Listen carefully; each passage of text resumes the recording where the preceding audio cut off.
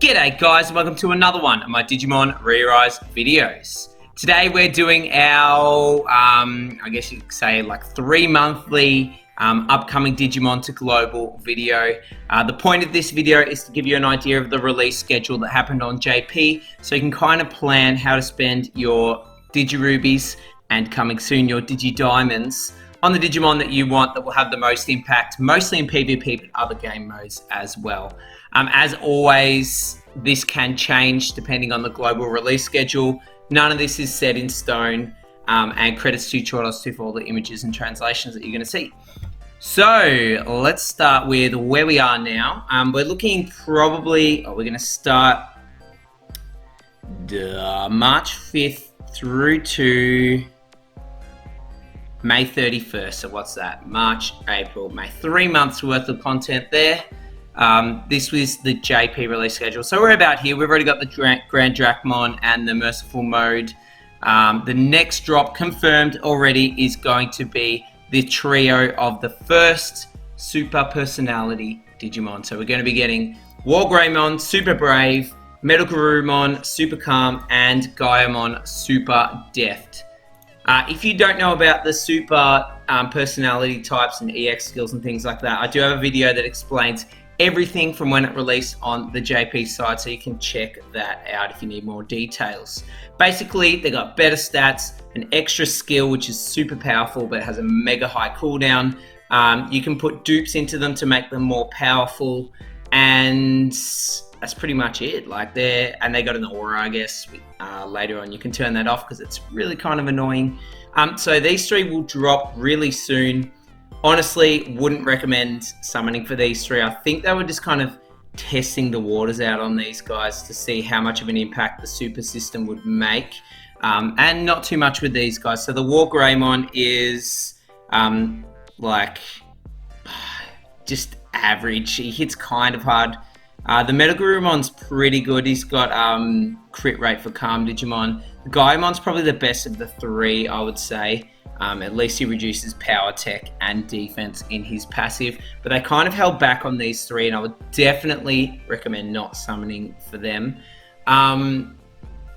With these guys, I have to say this now while I remember, drops some missions where you can get heaps of Digidiamonds. Do the missions. They're kind of annoying. Digidiamonds are a really good currency.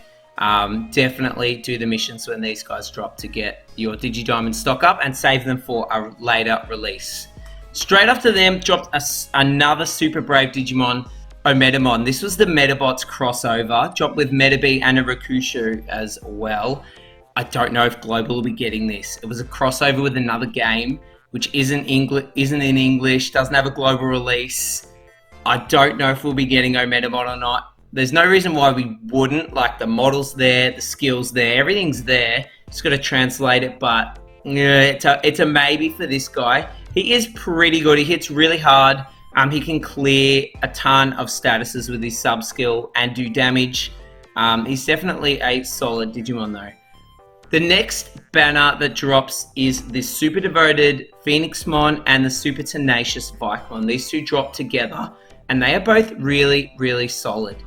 The Phoenixmon gives extra evasion to your devoted and super devoted allies, plus a heal on its EX skill, and a little bit of defensive support there. I actually bought this Digimon with Digidiamonds when the green meta was still in.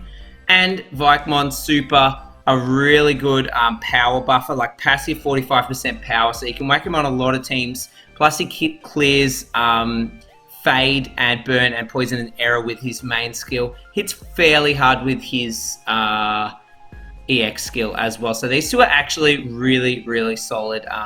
Definitely worth dabbling a little bit there. Although it starts getting a bit crazy after this. They kind of said, all right, we've done the mediocre super type Digimon. Let's go a little bit nutty. So the two Rasenmons dropped in separate banners, mind you. The GM mode is really, really good. Multi-hit EX skill with Fade. Main skill ignores like everything with Error. He has his sub skill has a buff shortened with more Error, plus a bit of protection there. This guy is crazy. Like, he hits super, super hard. Definitely worth looking into. The blue Rasenmon isn't as good. He's got a crit multiplier, but he doesn't do anything too ridiculous. If you're summoning for Rasenmon, you definitely want to be going for the purple Rasenmon GM. Super deft. After that came Metallic Dramon. I love my Metallic Dramon. Has a gimmick where blocks do extra damage and it gives your allies a ton of blocks. But also does heaps of damage with the EX skill and has a multi-hit skill that applies Fade with the main skill there. Definitely one to look out for. Mega Dramon is the next ticket banner Digimon, pretty solid. After that, Imperial Dramon Fighter Mode, the super tenacious version. So you can upgrade your old Imperial Dramon into this guy. If you pull him, this guy is really solid simply because of this part here. Protects all allies from Skill Seal, Darkness, and Sudden Death for 7 turns. Already crazy. Add in some power damage resistance.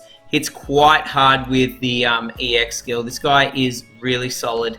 And you still see him a lot on teams on JP, just for that Fade protection, even if you use him as a passive bot. A new Battle Park Digimon drops. Quite a few Battle Park Digimon drops. Pretty much 99% of players will never get to use this guy, but he's really solid. You need to use Master Rank points for that guy, though. Kaiser Greymon is the next release. Super Tenacious Kaiser Greymon, one of my favorite Digimon in the whole game. Like, I really love this guy. He is the first EX Digimon with a cover taunt, plus his crazy stats. He's not going to be taking much damage. You can pair him with Fighter Mode to give him Fade protection as well. Plus he has that Kowloon effect, so every time he does an action, he gets a stack of that, and at 9 stacks or 8 stacks, I believe it is, once the gauge is full, his next skill will deal 9 times damage. So in PvP, you compare that with his EX skill to wipe like whole teams, or in like Clash Battle, you compare it with his sub skill, which has a 2000% multiplier and do insane amounts of damage. So definitely a really cool Digimon to look out for. All the people who 150 their Bonds of Bravery and Bonds of Friendship, Agumon and Gabumon, are in luck because a super personality version of them release after that. The Agumon is better. It hits like super hard with his main skill, 5 times to 1 enemy. So if you get lucky, you can one-shot an entire team with this.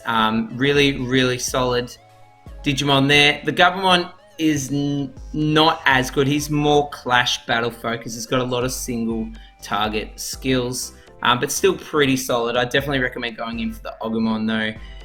Into an absolute beast that is OG revival of Super Brave Omegamon. This is the second Digimon I used my Digidiamonds to buy. This guy is absolutely nutty. He's a game changer. 5 times crit multiplier in his EX skill. This guy's pretty much the reason why crit protection is mandatory almost on JP PvP at the moment. Crit multiplier on his main skill plus a stack of limit breaker, damage limiters. His passive skill is a dual support, defense and power damage resistance. So you don't even need to bring any other supports. You just bring this guy, maybe a power buffer, and you just go absolutely ham. Remember, EX skills ignore evasion, they ignore damage limiters.